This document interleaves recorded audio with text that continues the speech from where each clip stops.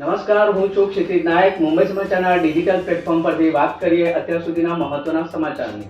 EVM હેકિંગનું ભૂત ધૂણવાનું હજુ પણ ચાલુ રહ્યું છે. મહારાષ્ટ્રમાં ઈવીએમને મોબાઈલ સાથે જોડવાના અહેવાલો અંગે ચૂંટણી પંચે કરી સ્પષ્ટતા.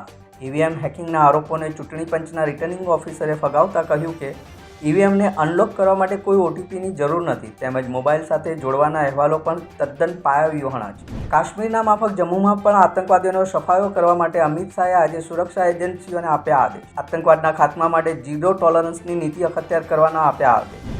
29મી જૂનથી હર હર ભોલેના નાથથી શરૂ થશે અમરનાથ યાત્રા અને 19મી ઓગસ્ટે પૂરી થશે અમરનાથ યાત્રા.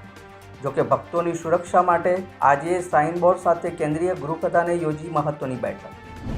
લોકસભાના અધ્યક્ષ પદ માટે એનડીએ ગઠબંધનમાં ઘર્ષણ શરૂ. સ્પીકર પદ છોડવા ટીડીપીના વડા ચંદ્રબાબુ નાયડુ તૈયાર નહીં હોવાના અહેવાલ. જોકે જનતા દળ યુનાઇટેડના નેતા કેસી ત્યાગીએ પાર્ટીનું વલણ સ્પષ્ટ કરીને કોંગ્રેસની નીતિ અંગે કરી ટીકા. મહારાષ્ટ્રની વાત કરીએ તો એનડીએમાં સ્પીકર પદના ઘર્ષણ મુદ્દે ઠાકરે જૂથના સાંસદે પણ આપી પ્રતિક્રિયા. જો એનડીએ ટીડીપીને સ્પીકર પદ આપવા તૈયાર ન હોય તો ઇન્ડી ગઠબંધન તૈયાર હોવાનો દાવો રજૂ કરીને સંજય રાઉત આવા ચર્ચામાં. ગુજરાતની વાત કરીએ તો રાજકોટ અગ્નિકાંડ મુદ્દે પાલિકાના વધુ 2 અધિકારીની ક્રાઇમ બ્રાન્ચે ગઈકાલે ધરપકડ કરી હતી. જોકે આજે ક્રાઇમ બ્રાન્ચે બંને અધિકારીને કોર્ટમાં રજૂ કર્યા બાદ 5 દિવસના રિમાન્ડ મેળવ્યા. ગુજરાતમાં વરસાદ ખેંચાવાના અહેવાલો વચ્ચે આજે સૌરાષ્ટ્રમાં વરસાદની ધમાકેદાર થઈ એન્ટ્રી. પોરબંદર અને અમરેલી જિલ્લામાં 4 કલાકમાં 8 ઇંચથી વધુ વરસાદ ખાબક્યો.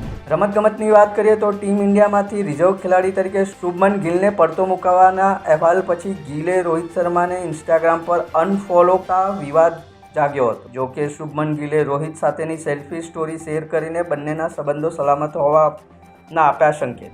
ફાધર્સ ડે દુનિયાભરની સેલિબ્રિટીઝે આજે ઉજવણી કરી, ત્યારે મુંબઈના જાણીતા અભિનેતા વરુણ ધવને લાડલી દીકરીનો હાથ પકડીને આ સૌને આપી શુભકામના. સોશિયલ મીડિયા પર તસવીરો વાયરલ થયા પછી જાણીતી અભિનેત્રી જાહ્નવી કપૂર, પરિણીતિ ચોપરા સહિત અનેક સેલિબ્રિટીઝે વરુણને આપી શુભકામનાઓ. આવા દેશ વિદેશના ન્યૂઝ જોવા માટે જોતા રહો મુંબઈ સમાચાર ડિજિટલ.